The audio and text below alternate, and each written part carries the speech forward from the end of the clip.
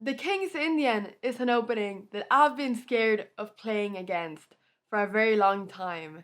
It always feels like all of your opponent's pawns are just pushing and attacking your king, and all of the pieces get around your king, and your king all of a sudden just gets checkmated, and it's not a fun time. But ever since I've played the H3 variation, I've started to really enjoy playing as the King's Indian. This is also my Mother Grandmaster's Pia Cramling favorite variation. So I've been playing it for a long time now, and I wanted to show you how to play this, just so that playing against the King's Indian becomes a little less scary for you as well.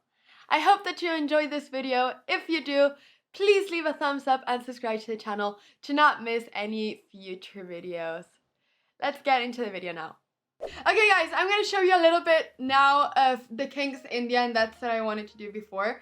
So I'm going to go ahead and show you a bit what I play and stuff, and maybe we can get a bit of an opening. I've shown the coffee opening before, I've shown a bit of the Dutch.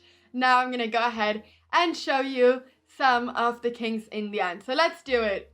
So, okay, I'm going to pull up an analysis board here. So basically, I'm not going to be showing you the King's Indian. I'm going to be showing you how to play against it with white. Simply because I don't play the King's Indian with black, but I could sort of like give the ideas for how to play the King's Indian with black, but I'm not going to give you the exact theory because I don't really know it. So yeah. So basically, what is the King's Indian? Well, the King's Indian goes like this. You go, goes like this. Knight f6, g6 here. You go bishop g7. And here typically you go e4 is white, and then you go d6. So this is basically the first few moves of the King's Indian. And once again, I'll be showing you this from the white perspective. And here there are a bunch of different moves that you can play as white. So the idea of the reason why you're playing like c4, d4, e4 is because you want to have a lot of center as white here. You're trying to grab all the center. Black is not taking the center yet. We can see that the pawns are like pretty far back, but instead they're developing their pieces so that they can castle pretty soon.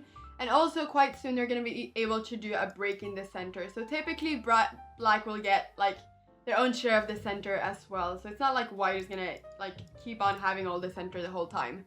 So here there are a bunch of different moves, like you can go bishop e2, you can go bishop e3, you can go knight f3, you can go f3 even. You can do so many different things here. There are so many different variations. You're going to have to find your favorite one if you play this. But I like to play another move, and the move that I like to play, which, you know, I've been playing on this channel for a long time, is this tiny little move h3. That's the tiny little move that I like to play. The idea is to go bishop g4 and prepare knight f3. Exactly. So yeah, we want to sort of block the bishop. So basically, in the King's Indian in general, this is the really bad bishop for black. This is a horrible bishop for black. This is the good bishop for black. This bishop is looking at this diagonal. It's protecting the king, which will castle short very soon. But this bishop here is a very, very horrible bishop. And the reason for that is simply because there are not really a lot of good squares where you can go to. If it goes here, it will be kicked away very soon. If it goes, well, it cannot go here. If it goes to d7, then it's stopping this knight from moving. It's not really a place where he wants to go. The knight typically wants to go to d7. And then if you go b6 and bishop here, which you sort of do sometimes as black, then, well, I don't know. It's not like exactly what black wants to do either. A lot of times black wants to play b5. A lot of times black wants to stay there. It's not really like ideal. So this bishop just in general sucks for black here. So that's why in a lot of King's Indian openings, whenever white plays knight f3, black goes bishop g4 because they want to have a pin here. So h3 here, castles typically is what you do, and then here what I like to play is to go bishop g5. This is what I like to play here. And why do I like to play bishop g5? Because of this trick that we have here, and it's a trick that I've shown you before, but I'm gonna show you again. So it's because of this trick e5. That's why I like to play this. So the idea is that after e5, this move, which is a really common move for black to play, like I don't know how many people have played this, So many people that I've played against in all different levels have just blitzed out e5 because typically after knight f3 in this position, e5 is like one of the most common moves. But after bishop g5, e5 actually doesn't work, and it actually just wins for white basically. So that's the little trick in this opening. If you go bishop g5, your opponent might go e5 and you might just be winning the game. And the reason is that after takes and takes, I mean, it's not like winning, but you get a lot of material. You take here, and after takes you have this move knight d5, and you're threatening both to take here and you're threatening this pawn on c7, and this knight cannot move because of this pin. So basically what most people will do is to just go knight takes d5, and then you'll take here, and you'll basically just be an exchange up, and you'll have to play that. There's also knight takes d7, but then you can either go knight c7, you can also go rook d1. There's a lot of compensation here. There's a lot of play here. This is really good. So yeah, exactly. So e5, even though it's like a really common move, it gives a lot of advantage for white here. So moral, don't go e5 after bishop g5. Exactly, that's the moral. Black should play h6. Yeah, there are a lot of different moves that black can play. But so this is basically what you shouldn't do as black. You should not go e5. So here a really typical move is to go knight d7, preparing e5. I would say that this is like the main move. Then there's also another idea, which is to go h6. And then as white, you just go back to e3. And why do you go back to e3? Well, because you want at some point to be able to go queen d2, perhaps castle queenside, at the same time as you're threatening this pawn. So we can see some other variations where you don't go bishop g5 in the beginning, but you go bishop e3 in the beginning. And then the issue with, the reason why this might be a little bit better is because this pawn is on h6 now, instead of on h7. So at some point you might be able to go queen d2 and castle. Is e5 completely lost? No. I mean, you'll still have to play a good game, but it'll give you a lot of opening advantage, basically. So knight a6 is another move that we can look at. This is like a really common move as well. The idea is to go e5 and then after d5 to go knight c5. So this is really common as well. There's some bishop d3, queen e8 lines, which are really common. And in this line, actually, you can go knight f3 and after e5. I typically just like to castle, and then after takes, we can just take back. And this knight doesn't really have any good square or anything, good to take advantage of this pin here. So yes, so there are like a lot of different lines, but I'm gonna show you the knight d7 line, which is like the most common one typically.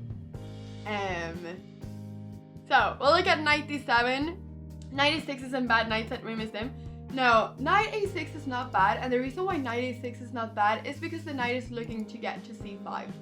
So the idea of knight a6 is to go e5, break the center, and get the knight to c5. That's basically what black wants to do in the King's Indian. There are two things basically that black wants to do, which is to get the knight to c5 and place a pawn on f5 as well. So those are basically the ideas. Exactly, checks. A knight on the edge of the board isn't bad if it's going on a journey, and there is a journey here.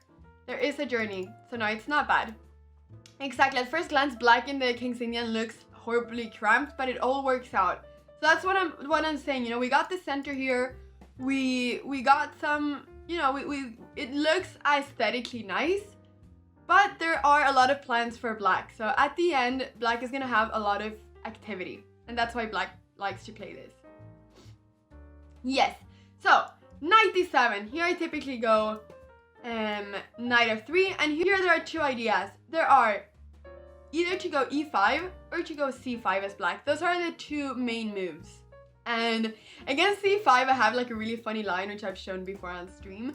But I'm gonna show you now first against e5 what I like to play, because e5 is like typically the move that people will play. e5 is a very common move here. But we can look at c5 as well right after. But e5 and c5 are the two moves. And now that the knight is on d7, e5 actually works. It's not like before, like when we just went bishop g5. Now e5 does work. So, e5. Once again, like there are a lot of different ways of playing, but I'm just gonna show you the way that I play it, because I've got some fun lines here, which I've played for like 5 years. Which I love. I really like them. I get so happy when I play against the King's Indian after this. So that is why I want to show you this, because the King's Indian went to be an opening that I hated to play against, to being one of my favorite openings to play against. Not because I win every game, but because I feel like I get good positions from the opening. So that's why I want to show you this. That's why I want to show you this. I want you to feel confident against different openings. So here, d5 is what I like to play. We're sort of, you know, blocking the center here, but you know, we're getting some space.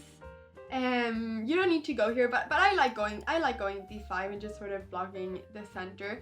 And now my plan is gonna be to go g4, queen c2, and then castle queenside. So that's my plan. I want to do a kingside attack. Typically it's black who does kingside attacks in the King's Indian, but in this line with h3, you have a lot of kingside attack as white as well. You don't need to play on the queen side or in the center. You can actually play on the king side. And I always prefer playing on the king side, because at the end of the day, who's the person that wins? The one that gets a beautiful, you know, queen side with a lot of pawns, or the one that checkmates the other person? The one that checkmates the other person, that's the one that wins. So that's always the way that I think about it. I just prefer attacking on the king side and just going all in there, because I feel like I'll always be the one checkmating instead of, yeah, lower. I don't know. I prefer that. So basically, that's how I like to think about it. And that's why I like this line, because we're going to have a lot of kingside attack here. Okay, d5. Here, once again, different ideas, but a lot of times black will go either a5 or knight c5. Both moves are with the same idea. Actually, after knight c5, there might be some b4. So I'm going to show you a5 first, because after knight c5, we can play b4, and knight takes is not possible because the queen is hanging. So whenever knight c5 is played, you can go b4 as white, and you typically want to do that to kick that knight away, because the knight once again wants to stay on c5. That's where the knight wants to be. So that's why a lot of times black plays a5 to stop white from playing b4 and preparing for knight c5 basically. So a5 here, and now I typically like to go bishop e2. I like placing my bishop here simply because it makes it a bit easier to go g4. G4, sometimes h4. This bishop could protect this pawn on g4. I like having my bishop here more than d3. You could go bishop d3, but I prefer having my bishop here. Knight c5, and here the main line basically is to go knight d2. That's the main line, and then going like g4 and doing a bunch of different stuff. But here, everybody, we have the move which I love, which is queen c2. And I'm not gonna lie, I'm not sure if all of this is like really theory, which I'm showing you here. It might be theory, but this is not like that common what I'm showing you here. I remember that when I did all of this, I like prepared it with chess base, and I did like, I don't know, like I prepared it by myself basically. So, but I guess it's theory because I was using the computer, and obviously a lot of other people have done the same thing. But there are some lines here which aren't so common. So this is just what I like to play. This is basically how I prepared against the King's Indian. a5, well, Rocky Holyfield, even though it does weaken the b5 square, this a5 move, it's not a bad move. I mean, a5 is typically what black wants to play here, and you know, even it does weaken the b5 square, but our knight is not really doing anything on b5, so it's not really like we want to place the knight on b5 basically. So there's also c6 now, so typically we don't really want to place the knight on b5, but it is true that it does stop black from kicking away the knight on b5 with a6. But yeah, let's see. So queen c2, and here there are some different ideas. We got some different moves here. So there are two different lines. The first one is to try to go for f5, okay, and the other one is to go b6. So you could go h6, bishop here, and then go knight h5 or knight e8. Knight h5 could be like a typical move. That's the first idea, and then the other idea is to go b6. So yeah, so once again, first idea to go h6 and try to go for f5. Second idea is to go b6 and get this bishop out this way. We can see that this bishop really cannot go anywhere in this diagonal besides d7, but d7 is typically not like a great square for it. So here typically I like to go in this position. I like to go g3, stopping knight f4. That's just why I want to go g3. The knight at f4 can be pretty annoying in these openings, So I feel like g3 is typically a good move. I think that f5 is a move here. I'm pretty sure f5 is a move. And then if f5, which is like the idea of going knight here, then we can just take, and then, or we could go knight here, I believe as well. Yeah, knight here, I think was the move. Yeah, knight here. We're threatening to take here, and we're threatening this pawn. So this is just pretty good, basically. Yeah, so this is good for white because we're threatening this knight, we're threatening this pawn, and actually in this line there are some variations where we go knight b5 if this queen moves. So for instance, if queen here, okay, like now this is really bad because we can take, but then we can also go like knight b5. So this knight could be like pretty good on b5. So these are basically the ideas with this one. But I'm gonna show you now with b6. I'm gonna show you now with b6. So in this position, if you go b6, then I just like castling queenside.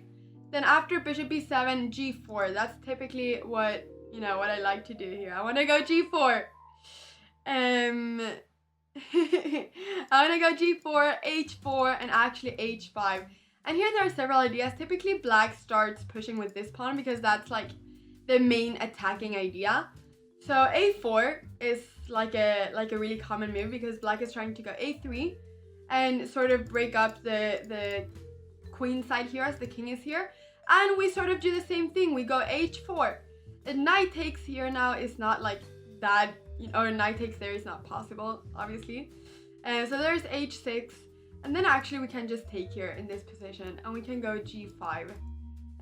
That's one idea here that you can do.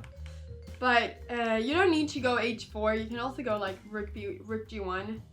You can also go rook g1 and then go h4 actually. I think I prefer that. And whenever there's a3, you can always go b4. And that's just fine. I mean, this pawn looks very weak, but after something like knight a6 or something, you can just go queen b3 or queen b1 even. Like, this is just completely fine. So yeah.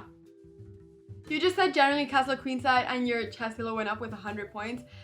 Chat, if there's something to learn from this, castle queenside. I love castling queenside as well. I love it. I love it. You just go ahead and attack the whole game and it's just so much fun. So yeah, I'm turning everyone into d4 players. I am actually. I am. Is it working? Is it working? Am I making you d4 players? Is it working? Okay. I'm gonna go ahead and keep on showing you this. But this position is really fun. Like here, you're just like gonna be pushing the h pawn. And there's no attack for black on the king. This king on c1 is an awesome king. There's nothing here, basically. There's nothing. So, yeah. There's just nothing. It's just great. It's just great. I know that is looking scary for the black king with those rooks lasering the g and h files. Yes, it does. That's why we're placing our rooks on g and h. We're just going to push our pawns. Push our pawns, baby, in front of the king. That's what we're going to do here. We're just going to push these pawns. And whenever this knight is on f6, it's going to be even stronger for us because we might be able to get some g5 where black needs to take. And if black opens up the h-file, then it's GG. That's everything I can say. It's GG, especially with this bishop on e2. There's not going to be any blockade on h5 or anything. It's just a beautiful position, this. And I've actually had positions like these in games. It's a really easy position to reach. So, yes. Okay. So this is basically what happens if black plays e5. And now I'm going to show you my special variation if black plays c5 here. My special variation if black plays c5. Okay, good.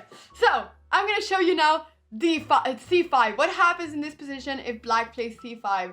And this is not what has to happen, but this is my beautiful and very weird opening. And probably the weirdest opening that I play in my whole repertoire of openings, which I have played in a lot of over-the-board games as well. I have played them in a lot of over-the-board games. I've played it against 2250 players over the board, okay? And you're gonna be surprised when you see it if you haven't seen it before. But it's really fun to play it. It's super fun. So, d5 here. So, the idea with c5 is a lot of times to go a6 and b5 and try to get a queenside attack here. So, e6, black typically tries to open up the e-file because the king is still in the center. And a lot of times when the king is still in the center, you know, the opponent wants to open up the center because there are going to be more attacking chances then. So, bishop d3, defending this pawn. Take, and here, most people will take with the c-pawn. Why would you want to take with the c-pawn? Because you keep having control of the center. You have two central pawns, which are really good. And, you know, you're going to have some other ideas. I'm not really sure. I don't play this.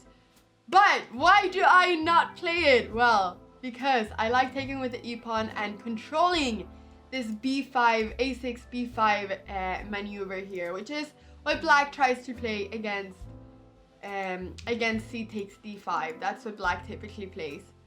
And here, the main move is to go rook e8 check, because, you know, what's this king gonna do? If bishop e2, then the bishop on d3 was just a loss of a move, you know? If bishop e3, then this bishop going to g5 was just a really bad move as well. So what are we gonna do? It seems like this is pretty good for black, right? But what do I do here? I go king f1. I go king f1. Why do I do that? Because it's really fun. Yeah, I've shown you this before, but for the people that haven't shown this, I love it. King f1, just straight up. Sort of like a mouse slip, but, you know, in a over the board game. Sort of like a finger slip, you know? Just king f1, you know? Just placing the king on f1. And why do I go king f1? It looks super silly, doesn't it? Just like in this position, just going king f1, like it looks so silly. What's the idea? Well, the idea is that this king is going to do an artificial castle. We're going to go g4, we're going to go king g2, this rook is going to stay on h1, and we're going to start pushing the h-pawn. It's going to be like sort of the same idea as before, but, you know, with an artificial castle. Actually, a lot of times we don't push the h-pawn, it's just if we start exchanging a lot of pieces. But otherwise, we'll just stay like this and we'll play in the center, and we'll just try to counter everything that black plays here. So yes, h3, g4, king g2 are the ideas here. It's actually pretty cool. I played some time ago. I played this over the board like 3 or 4 times. I've lost 1 game with it, but I've won the other 3. Like, this is not a bad opening. It looks really silly. It looks like white's opening went really wrong, but it's not that bad. It's maybe not the best thing in the world, but it's a really fun opening to play, especially in blitz. Can you just go h6 as black in that position and still create some same side attack? So if h6, the idea here, this is a really common move, is to go bishop f4. We're putting some pressure on this pawn on d6. Whenever there's a6, white always goes a4. We don't want to allow black to go b5, so very important. Whenever a6, we go a4. And now this pawn is sort of threatened. Knight e5 is typically played. And then whenever knight e5 is played, we always take with the knight. Takes. And then, you know, bishop e3. We'll go g4. We'll go king d2. Queen d2. We'll go king g2. Let me just show you some line. Maybe here. Okay, now this is hanging. So maybe queen c7. I don't know. b6 perhaps. We don't have to go g4. We could go queen d2 first. You know, king h7. And here, I typically like to go g4. But once again, you don't need to do it. But I like to go g4. And then if e4, that's no problem. We just go bishop c2 or bishop e2 or something. This is all good. So yeah.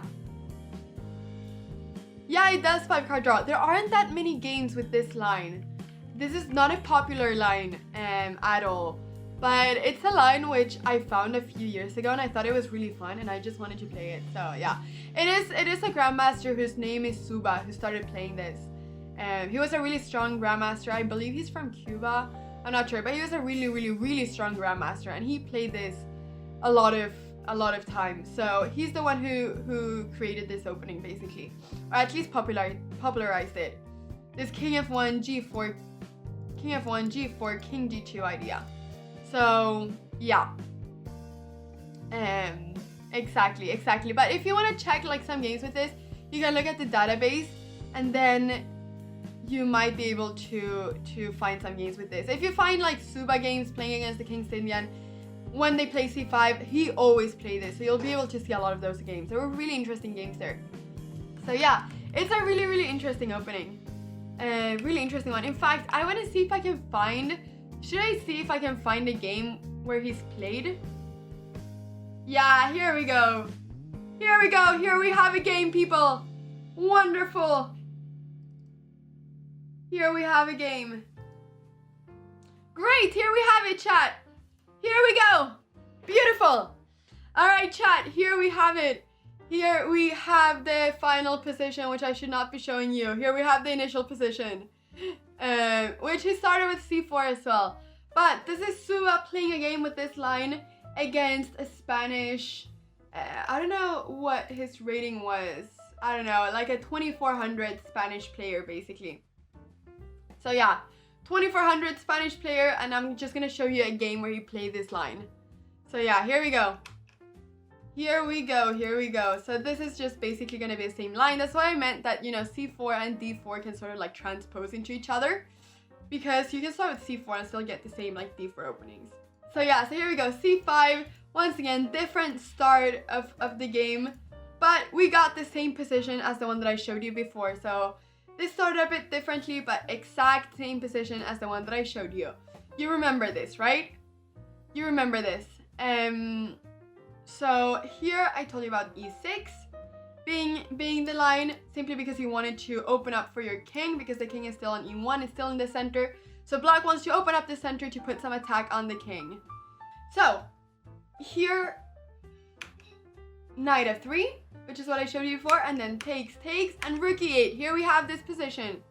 Here we have it. Here we have the position. Rook e8 check once again. Where should we go? Okay, in the other position, the bishop was on g5, but basically it's like almost the same thing. It's just that the bishop was on g5. Here, bishop e3 could have been a move. But yes, here we go. King f1. That's the move that, you know, that I've been talking about. King f1, our beautiful, beautiful move. Beautiful, beautiful move, king f1. Let's go ahead and check this. Knight a6 was played by black, a bit different. I showed you knight d7 before. But g4, there we have those pawns pushing. Knight c7, going that way. Boom and boom. This is another idea for black. Instead of going knight d7, knight e5, going this way. Should try to play b5 at some point. Launch those pawns, baby. Yep. a4, stopping any b5. Here, b5 was a threat because after takes or knight takes, there could be knight takes, and then knight takes here. So a4, stopping b5. b6, trying to get this bishop out this way. Bishop g5. Here we have the bishop going to b5. Or to g5, sorry. This is where the bishop was before when I show you this opening. The bishop likes to be on g5, pinning the knight now that the queen is on d8. Bishop likes to be on g5. Bishop a6, maybe putting some pressure on c4. Rook a3, look at this, really interesting actually. Really interesting. Suva was a very creative player, as you can see from here. I'm not entirely sure what the idea with rook here was. I'm not gonna lie, I don't know if it's because Suva wants to bring the rook into a third rank here. This is a really instructive idea, to just like push the rook and just bring the rooks in here. But I'm not really sure where this rook is gonna go. We'll see later where it is. But this is a rook lift. This is a rook lift that we're witnessing. So queen d7, getting away of this pin. Knight d2. Knight e4 is typically a really nice idea as well. You want to get a knight on e4. Also, you wanna have control of the f6 square. So if you at some point can exchange like the knight and get a knight on e4, then maybe you at some point can go like knight f6 check, and then the king will become really, really, really weak. So that's another idea a lot of times to do that. So knight d2 with the idea of going knight e4. Look at those arrows. No, knight d2, I mean, knight d2.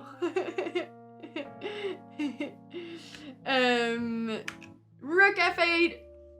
I don't know what the rook is doing there. The rook is perhaps trying to protect some stuff here.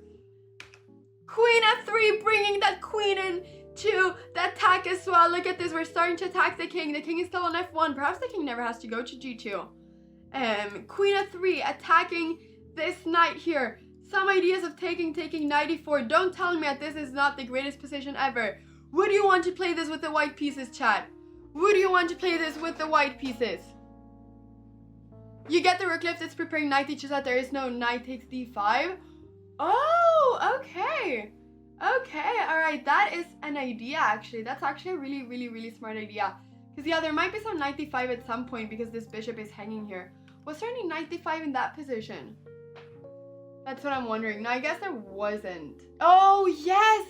Oh, that's the idea. That's so good. Selmer, that's why rook a3 was played after bishop a6, because there was the idea of going knight takes, and after knight takes and knight takes, if the rook is not on a3, if the rook was on a1, then after pawn takes, there would be bishop takes d3. So this rook is just protecting the bishop here on d3 and just making sure that the knight cannot take on d5.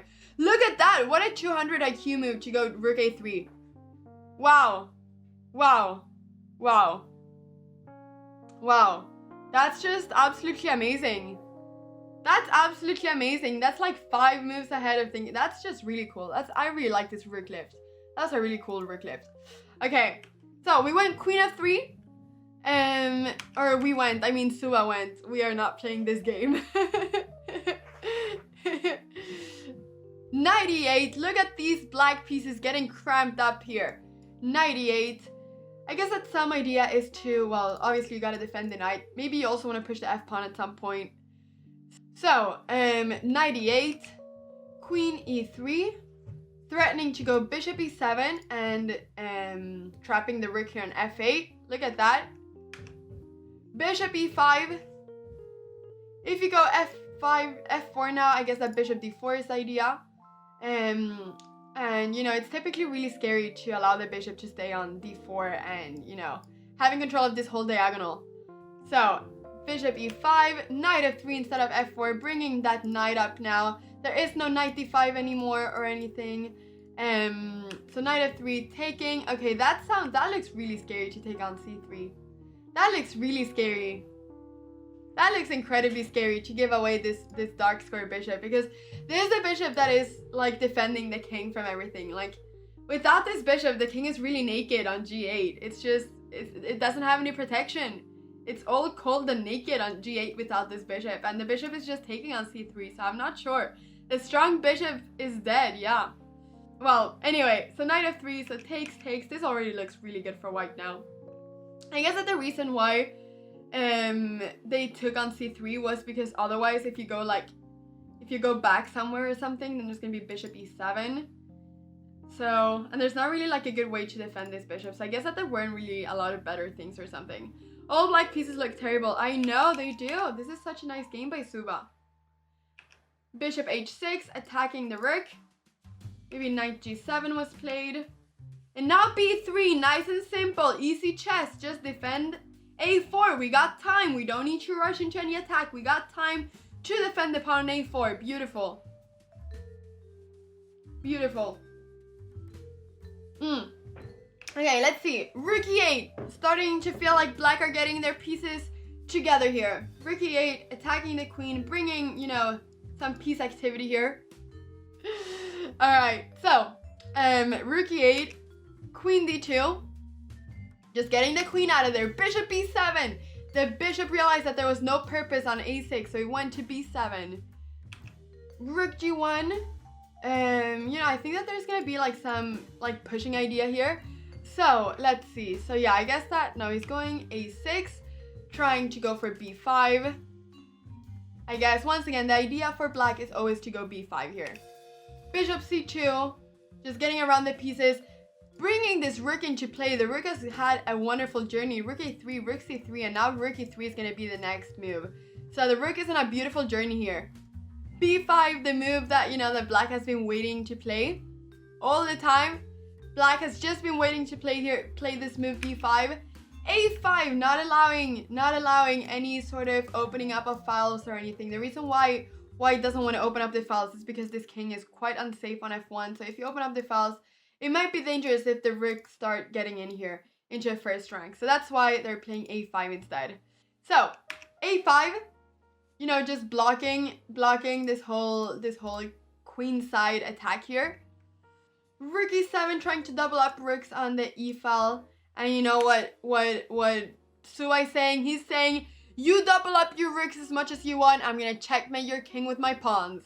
So here he's starting to push the pawns. Typical idea in these lines with against the king's India, that you go g4 and h4.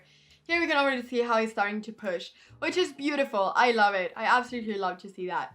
So we can see here a clear queen attack versus king attack. So, or queen side attack versus king side attack.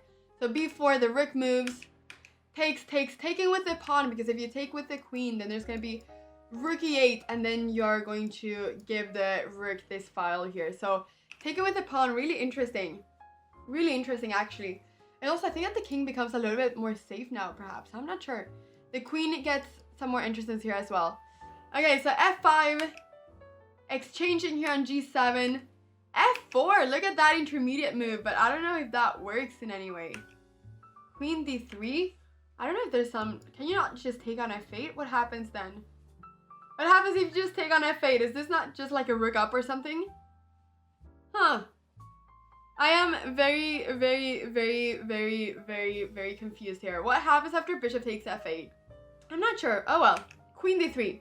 I think that bishop f8 felt a bit better, because after queen d3, you're just like giving away your bishop. I don't know. Oh well. Suba won the game. He knows what he's doing. Maybe we'll see some nice moves here, some nicer moves here. h5, trying to open up here the queen side. This is actually really nice though. This attack here.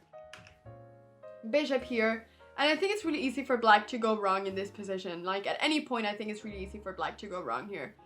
Takes. Well, now they're exchanging queens. Man, I wanted Suba to checkmate here. Oh well, I guess he'll have a nice endgame. He'll have a really nice endgame. So takes. Alright, I guess that this endgame is really good though. Oh, with check. Oh, okay, look at this. Look at this endgame just becoming really awesome. Knight there. Okay. Oh, there is a checkmate. Oh, if king... Oh, no, there is no checkmate. It almost looks like there's going to be a checkmate. So we can just look like quite quickly the last few moves what happened here. Oh, and here they resigned. Okay. Alright, yeah, I mean, this endgame is just winning. But basically, I think that the clear point here is when it was on f... Yeah, at this position. I mean, we can just see what a great position white has here. Like, okay, that was a really bad move, but even if king g7 or something, you'll be able to take here. And it'll just be really good. So I think that that's like the moral of the story. So this was the game between Suba and René Marcial Alonso Garcia. That was that game. I hope that you guys liked seeing a bit how the ideas are here with a king f1 variation. It's pretty interesting. It's actually really interesting. And it has been played a few times, but it's really, really, really uncommon. So you won't be seeing it too many places. So yeah, that is pretty much that one. That's pretty much that game.